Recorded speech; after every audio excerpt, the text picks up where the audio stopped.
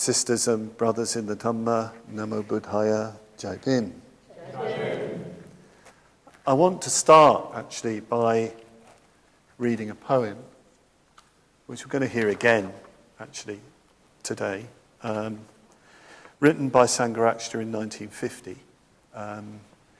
He was in Kalimpong and he'd met a young man named Dinesh, I think his name was, who was a sort of disciple of Anand Kaushalayan, who was a very famous Indian Buddhist monk, who was a friend of Bhante's. And Dinesh came from, I think he came from Maharashtra, I think he did.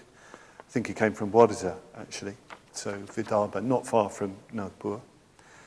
And Dinesh told Bhante his life, and he came from a scheduled caste, a so-called untouchable community. And Bhante was very moved by the account of his life.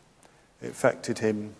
I'm calling Sangharakshita Bhante because it means revered, beloved sir, something like that. It's a term of great respect and affection. But he was very, very moved by Dinesh's account. Affected him very, very deeply. And what emerged was this poem. So I'm going to read this poem.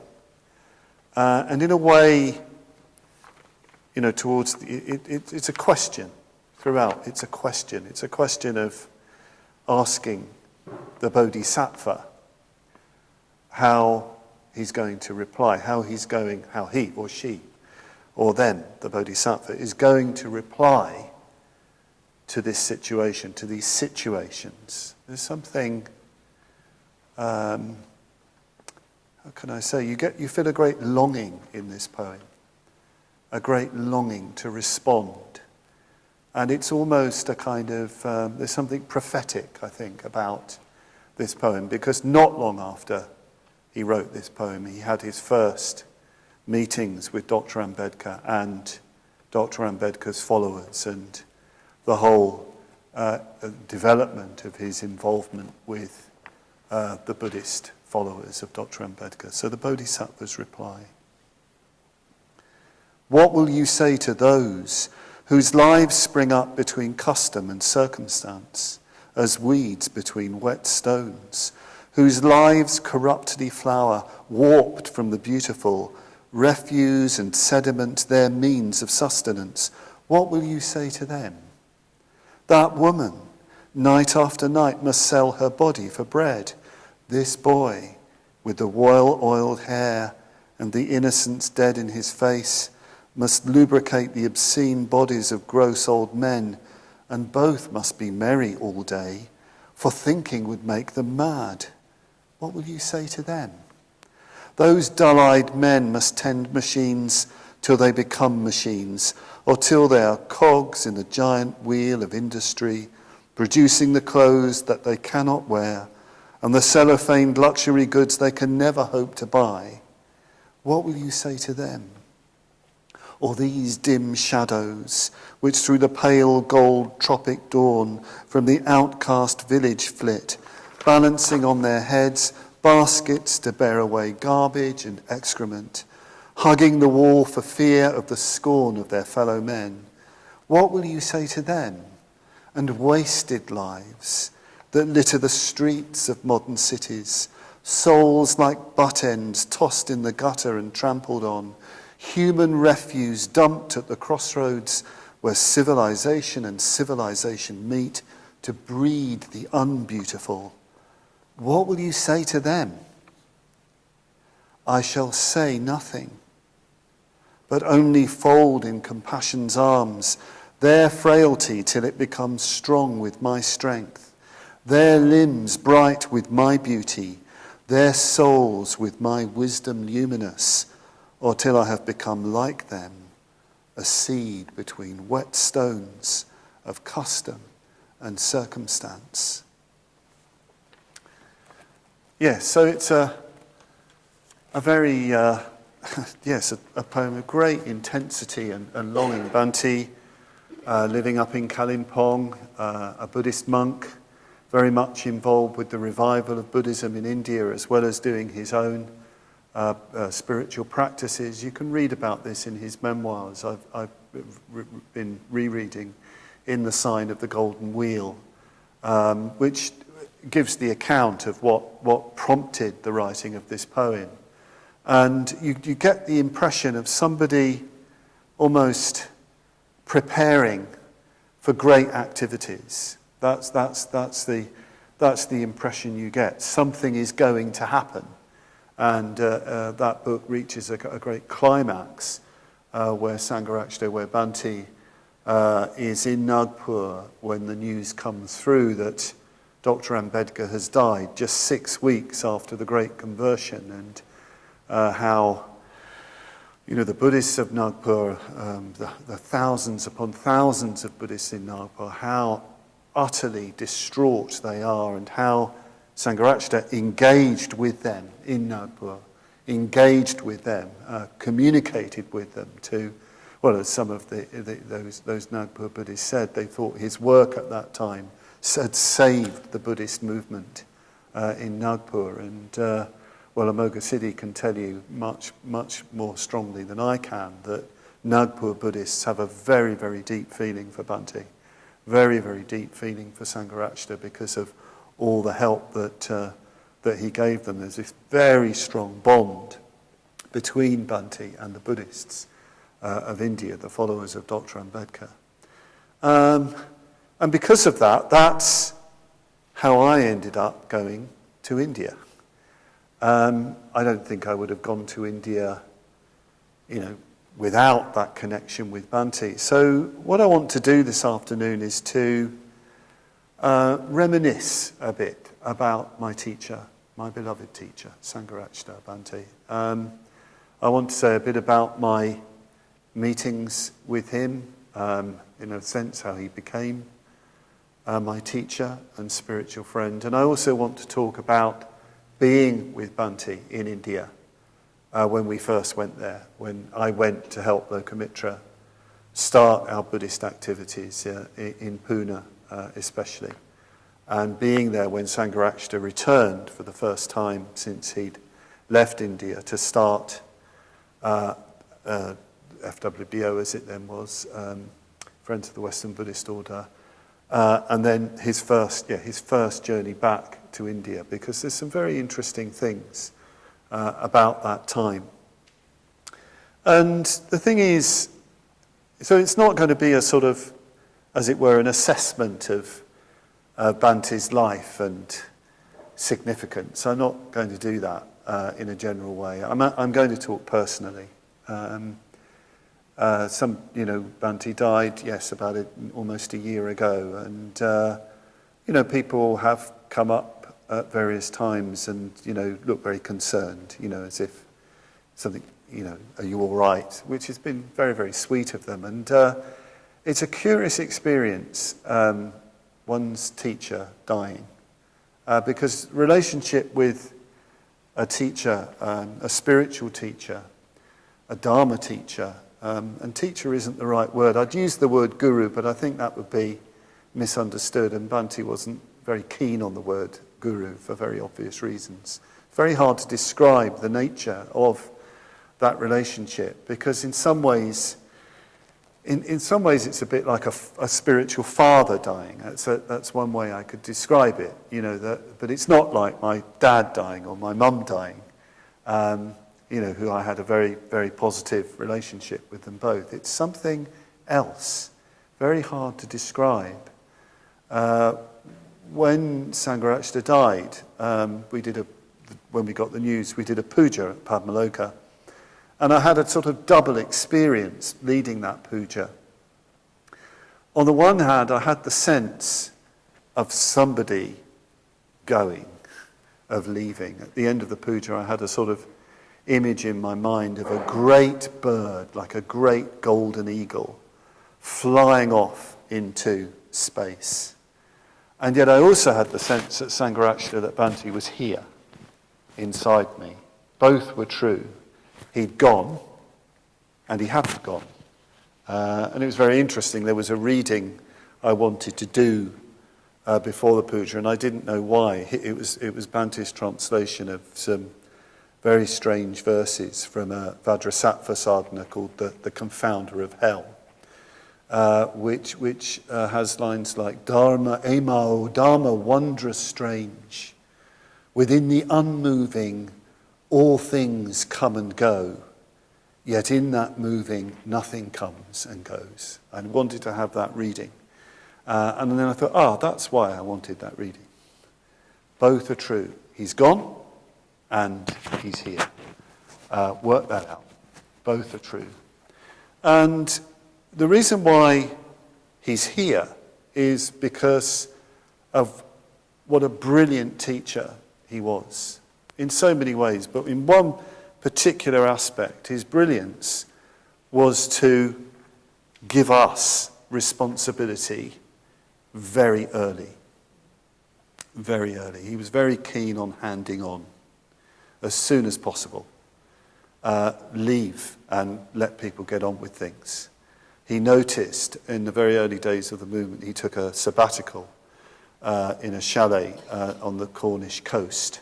I think he took a year off. I think it was about a year. And it was the first time he'd gone away and left order members. I wasn't around then. It was this sort of mythic year off that the order members I knew talked about, Sangharakshita's year off. And what he noticed was how well people had come on while he'd been away in taking responsibility for the classes and the centre, and new qualities had come out. And he did that throughout his life, handing over responsibility to other people. And in some ways, his death was completely seamless because nothing had changed. You know, he'd handed on responsibilities for conferring ordinations, for running the day-to-day running of the movement long, long ago. He'd handed over to groups of people, teams of people, to the Sangha. So in that sense, there was no change. In another sense, there was a big change. I mean, for me personally, I first met Sangharakshita when I was 17. For me personally, the big change was, and I only noticed it when I went back to Adhisthana, where he's now buried, was I realised that he wasn't there. He wasn't there. It's just I used to love just going to see him. We didn't really talk. We didn't need to talk about very much. I sort of didn't have any needs, if you like. But I loved to go and see him, to take darshan, to use the Indian idiom, just to see my teacher and be in the presence of my teacher. I loved that. I really loved that. And that was gone. And that is not replaceable. That is not replaceable. There's no person like that I can go to and have that kind of experience, if you like. In that sense, there's a great space. Of course, in another sense, when there is a space, that does kind of get filled. It gets filled with your very positive longing to be with your teacher, and interesting things happen in that space. But so he's gone, and yet he's present. Some people ask me whether I felt really sad that Bhante had died and wasn't around, and I did weep a bit, but I couldn't say that I was sad. It was very strange. I was walking. We had this little exhibition of things that in Adhisthana, of things that he was involved with, and the thing that really struck me was his writing out of the whole of a Buddhist text called The Awakening of Faith in the Mahayana when he was a young man in his early 20s, in his wandering days, which really affected me, just to see this very youthful, devotional object, if you like. And I started to well up when I was going around. I thought, well, this is strange because I don't feel sad. And what I realised, I felt immense gratitude. Incredible, it was an intensity of gratitude. That somebody who I regarded as so great, we were talking about great men this morning, great people, but somebody who I regard as so great, had such an incredible life, done so many extraordinary things, had shown a personal interest in me, encouraged me, took me seriously, more seriously than I took myself on many occasions, but took me seriously, encouraged me, and wanted nothing in return, needed nothing in return. That everything that was given completely open-handedly. And the only demand, when I look back at old letters from him and correspondence, the only demand was that I take responsibility for myself. Very interesting. That I could take responsibility for myself, and he had complete confidence in whatever I decide about my life. That's quite a thing to hear from your teacher who you revere.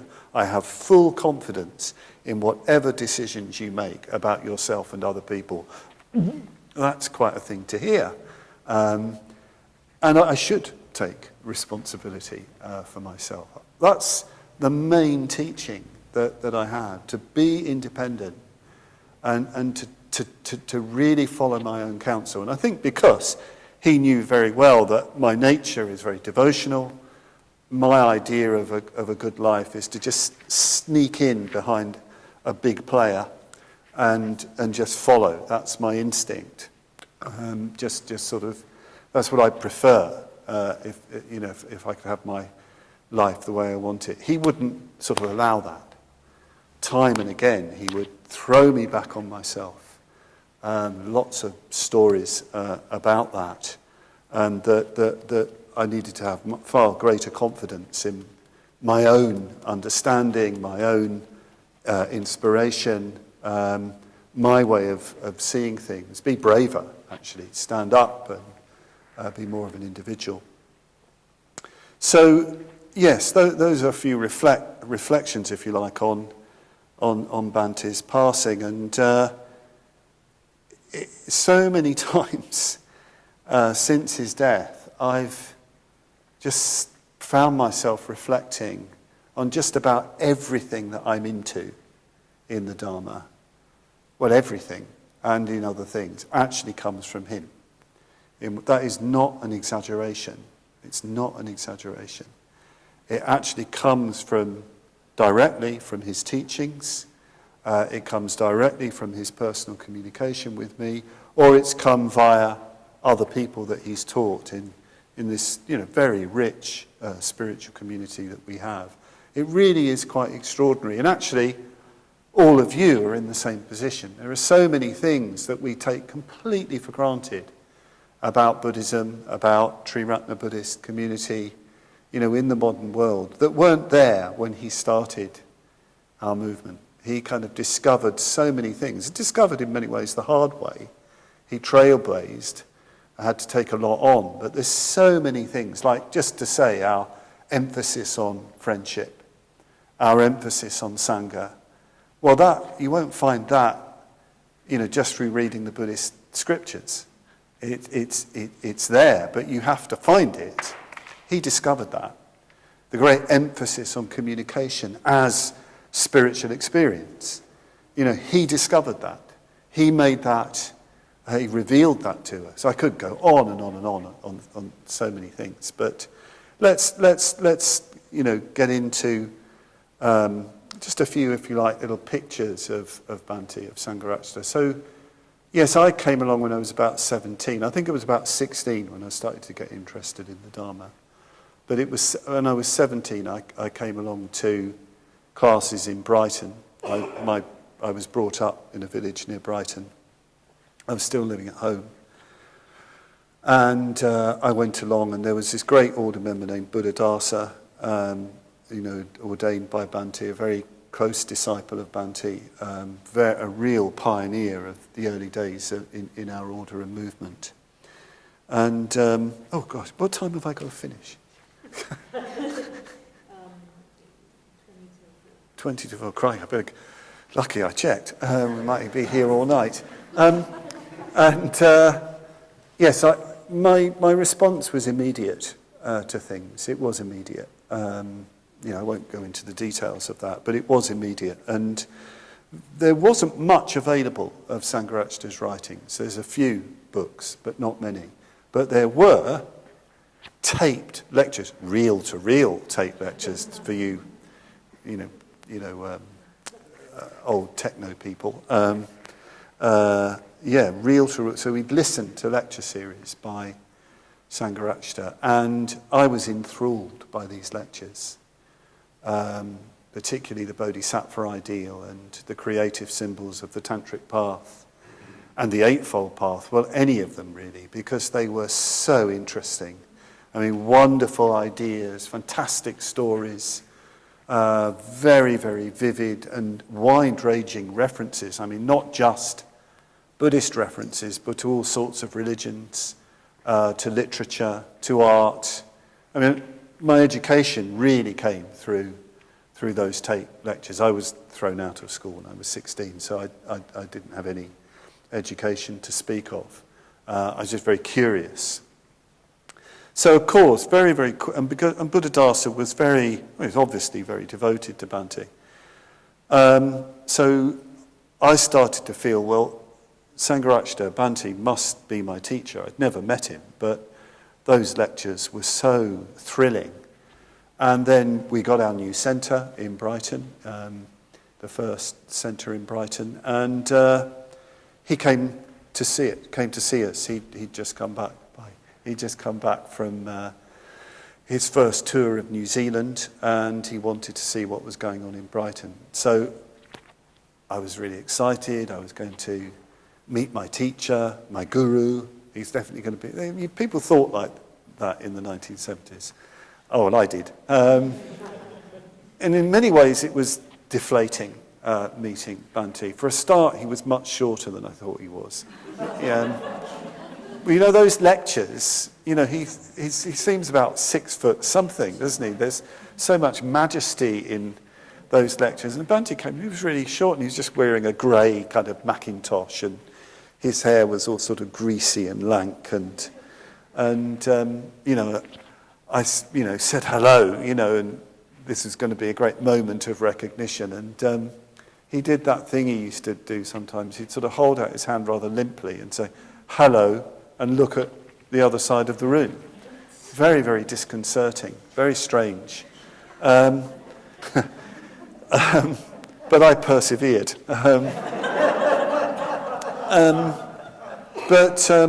From that, in that meeting, there were a number of things. I won't go into all of them.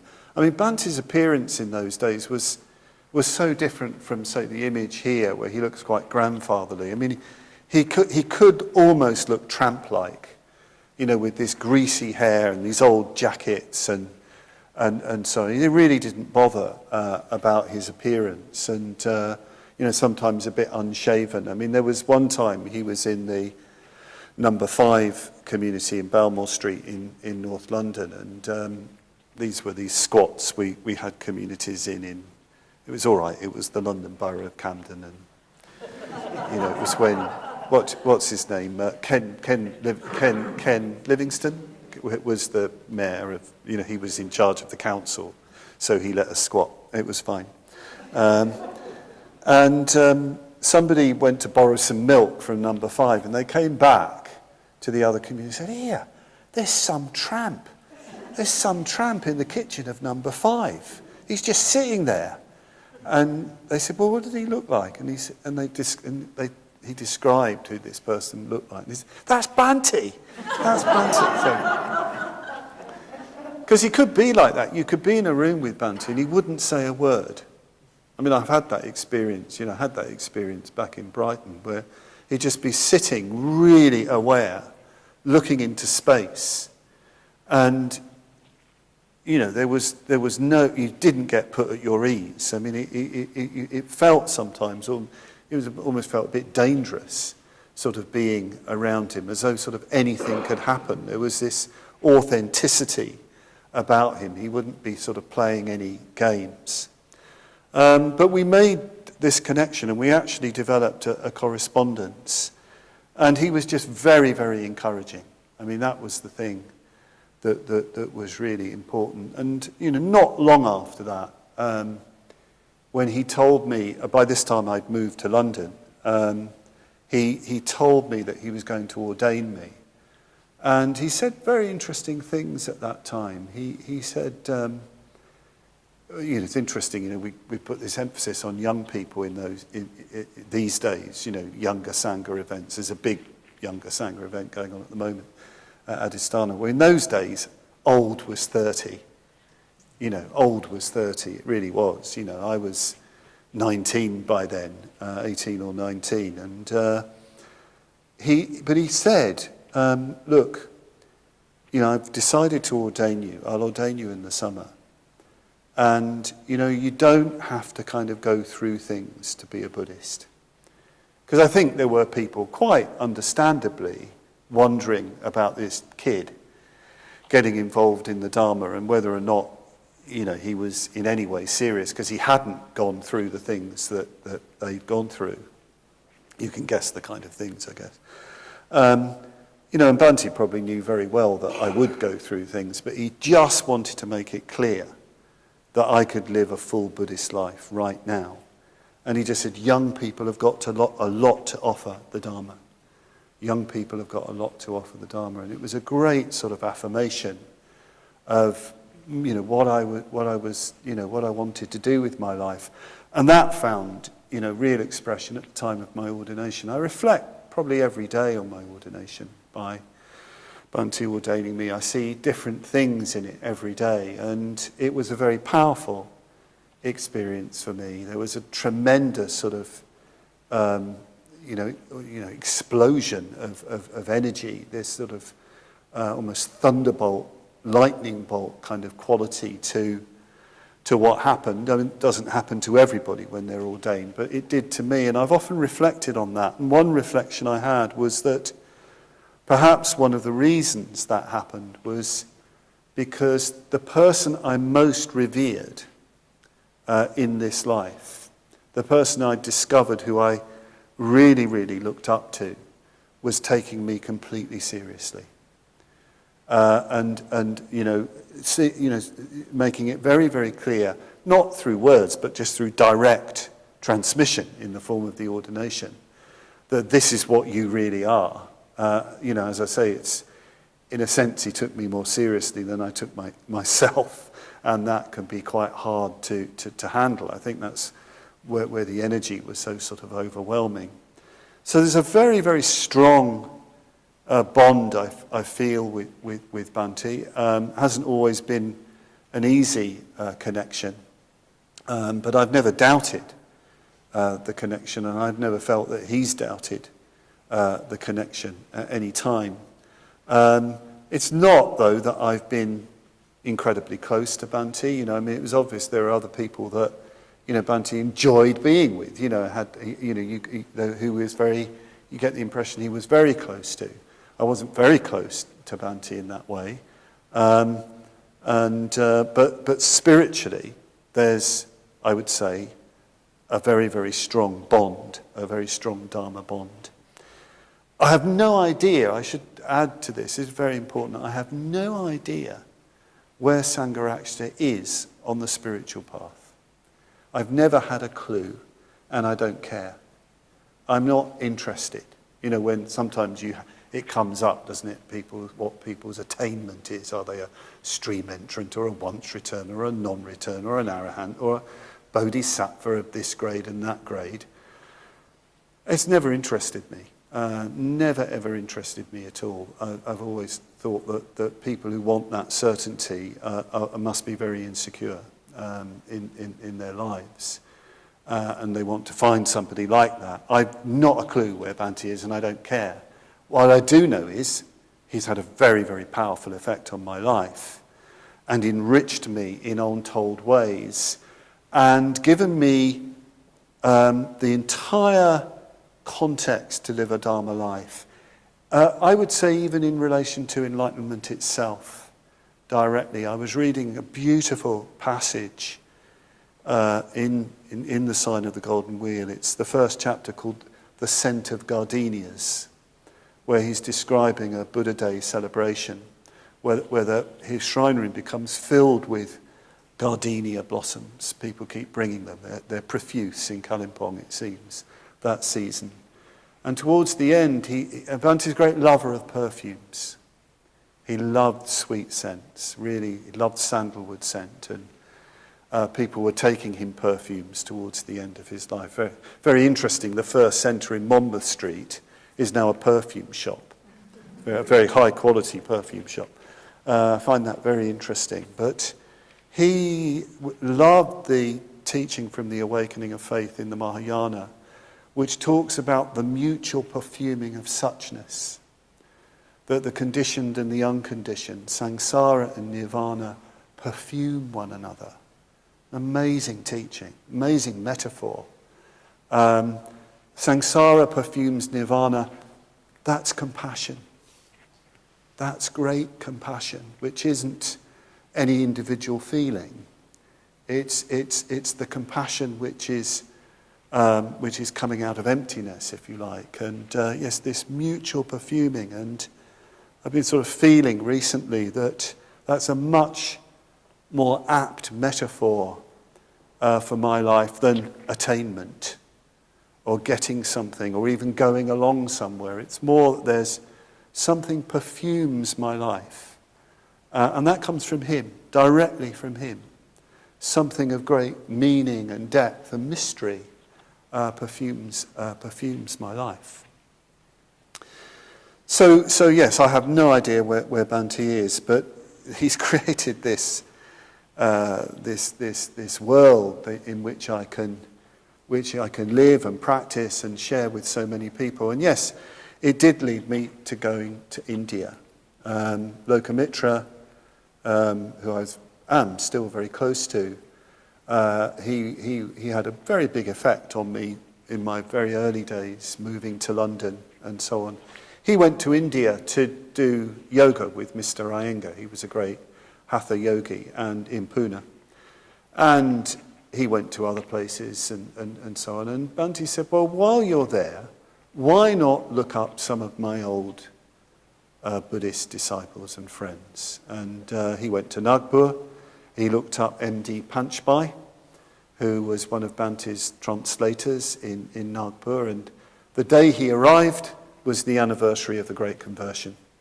So M.D. Panchbai took Lokamitra and Surita, who was with Lokamitra at the time, to Diksha Bhumi, the conversion ground.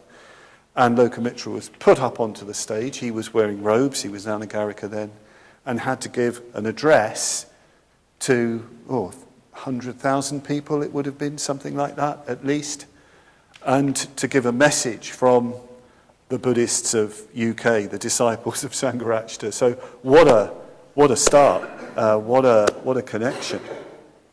And he went to Pune, and in Pune he found disciples of Bhante from the early days, particularly Mr. and Mrs. Maheshka, who later on became Dharmalochana and Dharmarakshita, who were old disciples of Bhante from the late 50s, early 60s.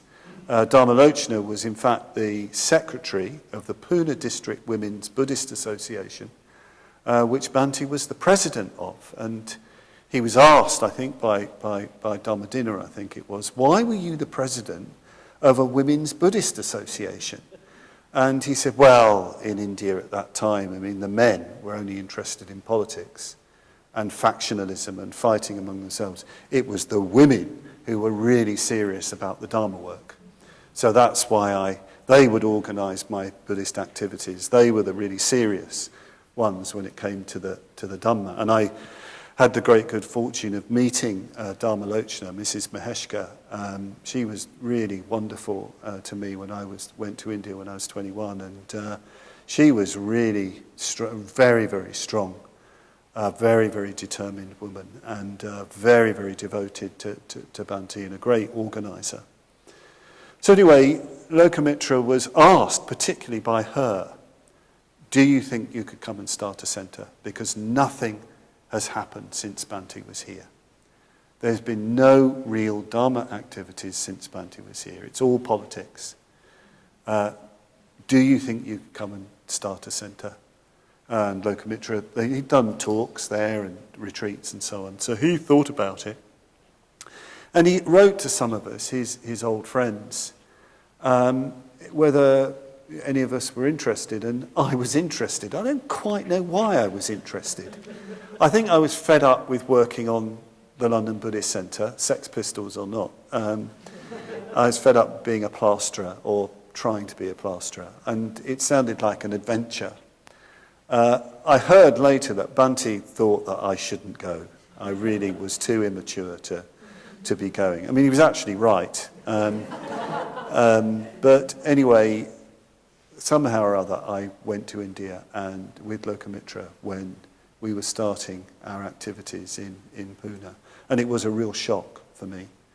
Had tremendous culture shock, got very sick, and so on and so forth. And I almost left. I was on the verge of leaving because it was particularly difficult. And my relationship with Lokamitra was very difficult. Looking back, I mean, it was incredible what we were doing.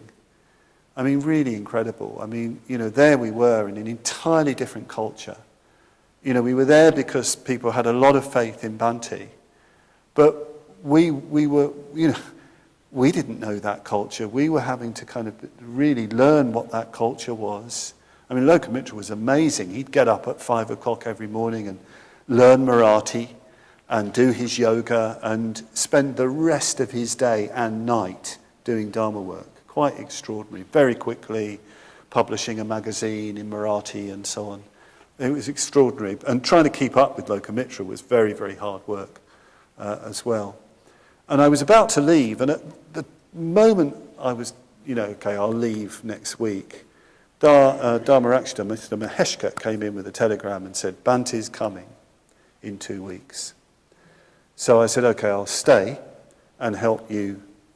We've got a lot of organising to do to organise Bhante's lectures. I'll stay and then I'll go. I didn't go, actually. It was so incredible, this 2 weeks and the 2 weeks that Bhante was with us. So I want to tell you a few things about that time when Bhante was with us. So this is about 1979, 1980, something like that. I mean, one thing that happened that was very interesting just before he came, we got a visit from a Buddhist politician, Saheb Rupawati.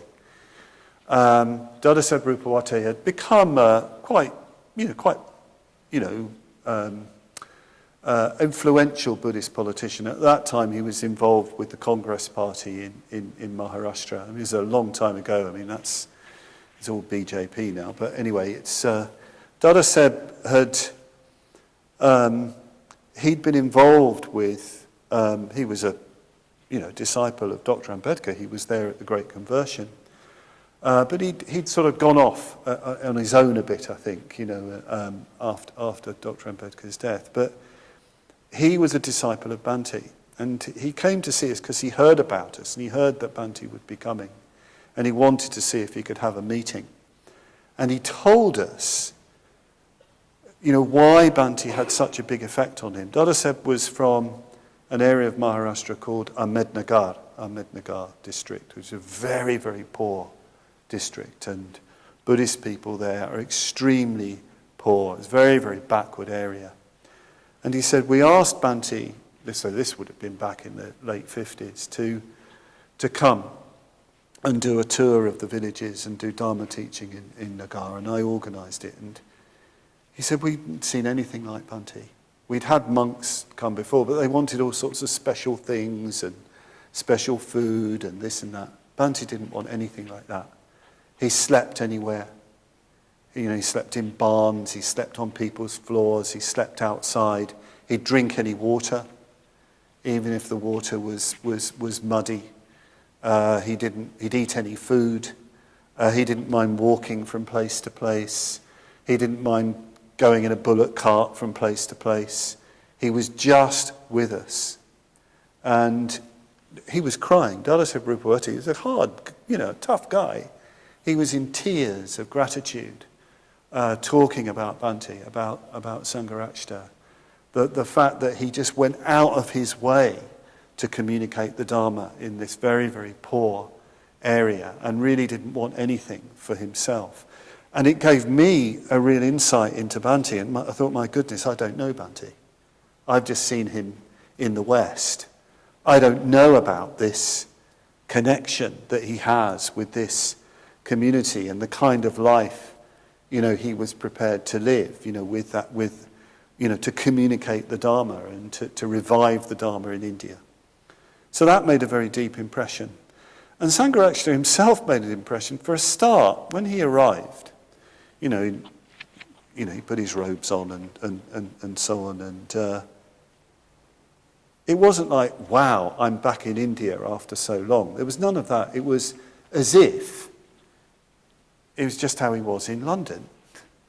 Came in, hello, everything okay, just very, very ordinary. Sitting down to eat the food, starting to talk in Hindi with people, which people loved, and so on. It was just very, very natural. There was no sort of big deal about him being in India and being, back teaching the Dharma in India. I was very, very struck by that his mindfulness was just the same. And I was, had this, in a way I found my meaning in life during his visit, because I was his sort of attendant. And I realised I much preferred being his attendant than trying to have a conversation with him, trying to have a communication. That thing sometimes when somebody's trying to communicate with you, through work, and they don't quite know how to do it. I always felt in awe of Bhante. I did. I always felt, and it must have been a bit of a drag for him, really. But being his attendant was fantastic.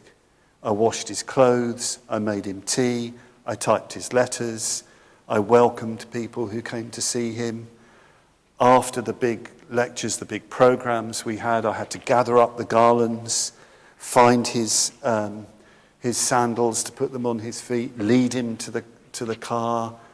It was great. I was in heaven. I mean, it is a wonderful thing to serve someone. It really is. Someone you have that sort of reverence for. And it's a tremendous practice in awareness. You've got to have your mindfulness really, really tuned up, to really serve someone. And I observed him as well. I kind of watched how he taught and how he interacted. Sometimes people say to me, how do I learn to communicate the Dharma? I said, watch people. Find your favourite teacher and watch them. Not just watch them, but serve them.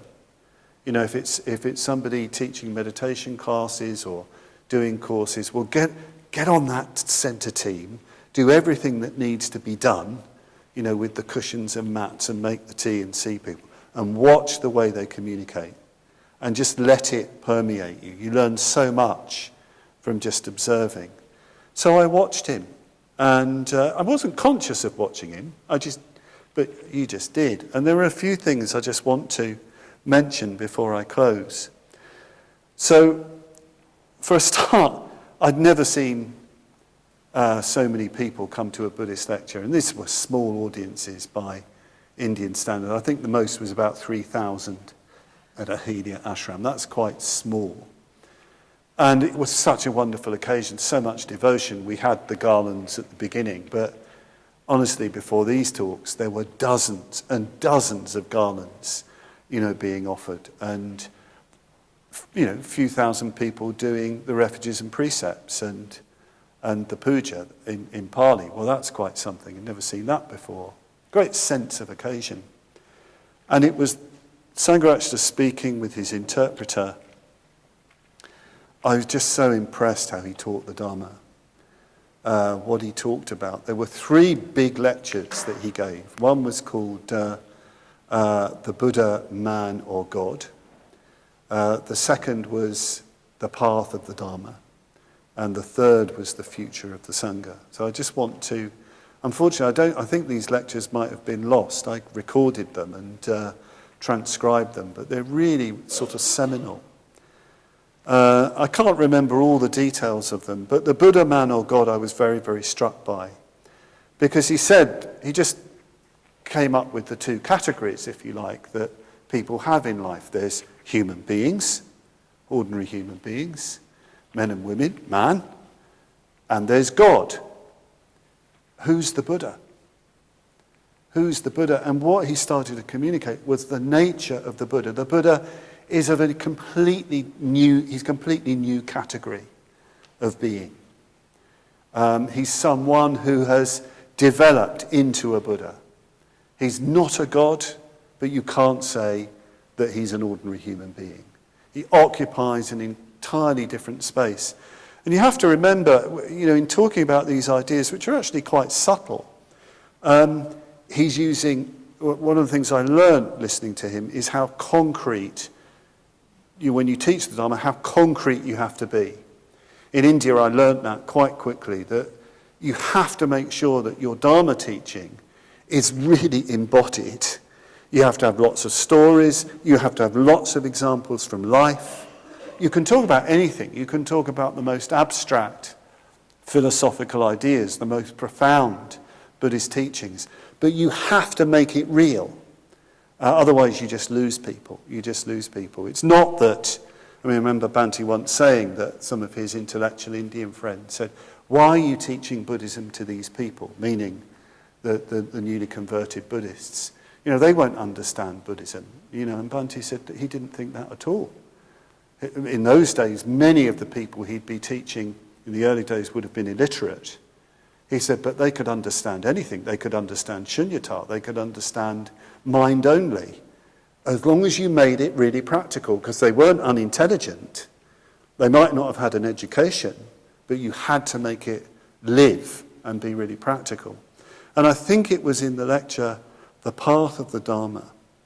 He started off with a few thousand people, all this devotion. He starts this lecture by talking about the Yogacara system of consciousness. Well, that's hard for anybody anywhere to understand.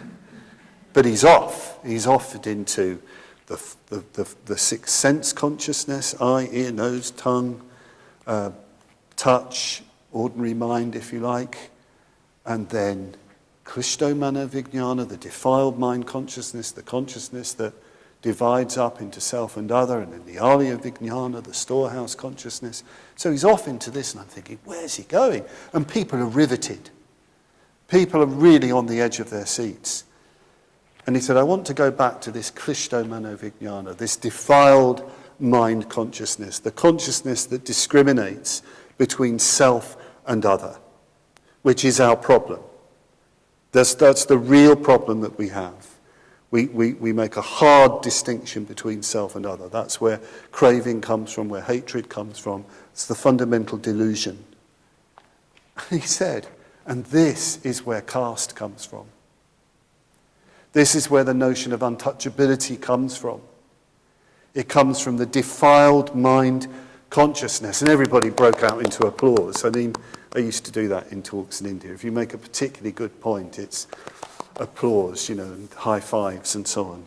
And I thought, God, how did you do that? That was extraordinary. But making such a powerful point. This very sophisticated, profound Buddhist teaching on the problem of the basic sort of metaphysical problem, the basic ignorance of our basic delusion of a fixed belief in a self and other, a fixed self and other. That is where caste comes from. That is where injustice comes from. That's where inequality comes from. So relating this quite obscure Buddhist teaching in some ways to the reality of people's lives. Very, very, I really learnt so much listening to that. And then in the future of the Sangha, he said a number of things. He talked about Dr. Ambedkar's criticisms of the Sanghas that he'd seen. Mogasiddhi mentioned the Buddha and the future of his religion. Well, Dr. Ambedkar has a lot to say about the Sangha, particularly the Bhikshu Sangha, the monastic Sangha that he'd come across. He described them there as a huge army of idlers. A huge army of idlers who spend their time either sleeping or just meditating. And it's true. He'd encountered that, in the Buddhist world. Not true of every single monk, but a lot of them not really doing very much. A huge army of idlers. And the whole thing needs to be reformed. He wanted a complete reform of the Sangha, and there being an actual initiation, even ordination, for so-called lay people, who can actually start teaching the Dharma. So Bhante talked about this. He talked about Dr. Ambedkar's ideas of the Sangha in that, and this was published in the Mahabodhi Journal, The Buddha and the Future of His Religion, the preeminent Buddhist magazine in India at that time. And he said the Buddhist Sangha should borrow features from the Jesuits. Might be a bit of a shock for you. Some of you have had a bad past, a bad Catholic past. But what Ambedkar was getting at was that he knew very well, because he would have seen them in action, that Jesuits were highly trained teachers. Not saying it should have the same kind of unpleasantness, let's say, but highly trained and wouldn't have to wear clerical dress, but to be among the people, educating them. So very, very striking. So Bhante talked about these things and started to sort of weave that in a way to what he had done in founding the order, because he realised that there needed to be change. The problem he'd found was that you either had Buddhist societies run by non-Buddhists, so that meant that these societies didn't have the energy and inspiration to spread the Dharma because they were run by non-Buddhists. I mean, the Mahabodhi Society, its trustees were caste Hindus, some of whom were opposed to Dr. Ambedkar, which Dr. Ambedkar wasn't very happy about. Or you had the Bhikshu Sangha, which had such a sharp distinction between being a monk and being a householder. And the real Buddhists were monks, and everybody else could only be second-class Buddhists. And Bhante wanted something really different, where what made you a member of an order, what made you a Buddhist, was going for refuge. And so he started our what we now call the Triratna Buddhist order. So he went into all this. He went into the fact that we're inspired, he was inspired, to found something very, very different and very active, people well trained in Buddhist practice, but not exclusively monastic, but not lay either, because lay implies part-time. I mean, he said, many years later, Bhante said, no order member should call themselves a layman or a laywoman. Householder, yes, but lay implies part-time. We're all equally committed to living the Dharma life and to spreading the Dharma. So he went into this to try and sort of evoke the kind of order that he was trying to start. And we didn't have an order then. There was just Lokamitra and me and a few visiting order members. No Indian order members had been ordained at that time. That came a bit later. But he said another thing that really, really struck me, and I often reflect on. In India, you understandably, people are in a sense only going to take you seriously if you've built something, if you've got a big Buddhist temple or a big Buddhist vihara. I mean, that was definitely something we were facing. Lokamitra and I were living in a bungalow, a retirement bungalow on the edge of Pune that a Buddhist government officer had lent us, and that was our centre. And other than that, we were just everywhere, taking classes in different places and giving talks and creating our Sangha. We called ourselves Bauddha Mitra, Buddhist friends, I think you could translate it as. And Bhante said in this lecture, some of you might be wondering why we haven't built a big Buddhist vihara. Why we're not... And he didn't say because we didn't have any money, and we didn't have any money. He didn't want to say that. He was very, very clever, Bhante. He said, the reason for that is because we want to train the people. We want to train the people. Because, he said, it's no use having hospitals if you haven't got any doctors or nurses. In the same way, it's no use having big Buddhist viharas and centres if you haven't got people who can run them. More applause. Everybody gets that. Everybody knows, because they probably come across hospitals without doctors. And he was right. It was really a matter of building up ourselves up as a community. And yes, when the time came and we had the money, we could start building. We could start creating environments which could house the Sangha. But I've never forgotten that. I've never forgotten that point. We do need places, but you have to make sure that the people who inhabit those places really are living the Buddhist life in friendship with one another and really wanting to communicate it.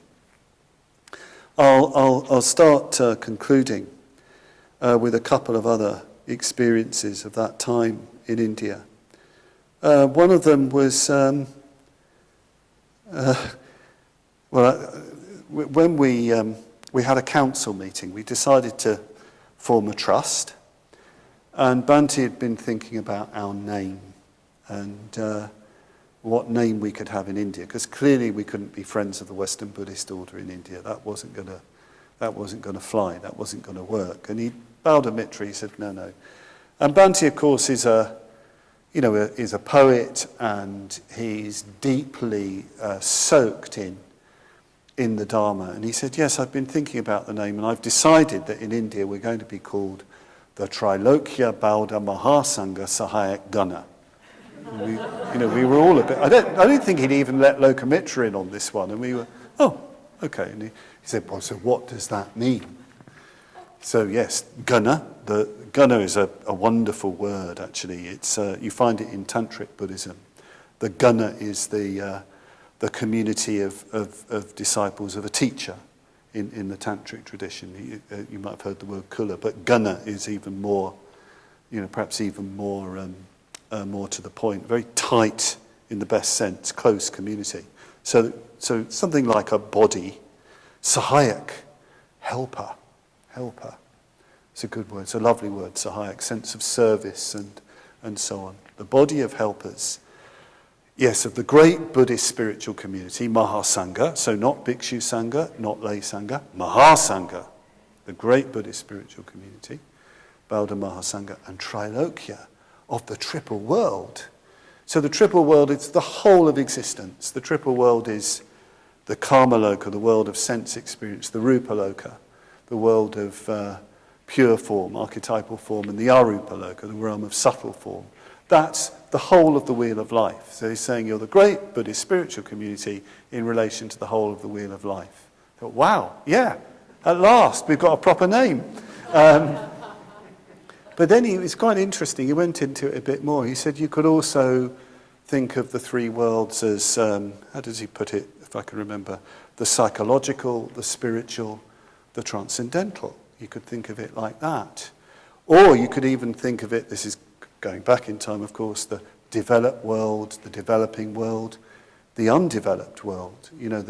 But he was basically saying, look, our Buddhism, the Buddhism that we do is for everybody, on any level of existence, in any situation.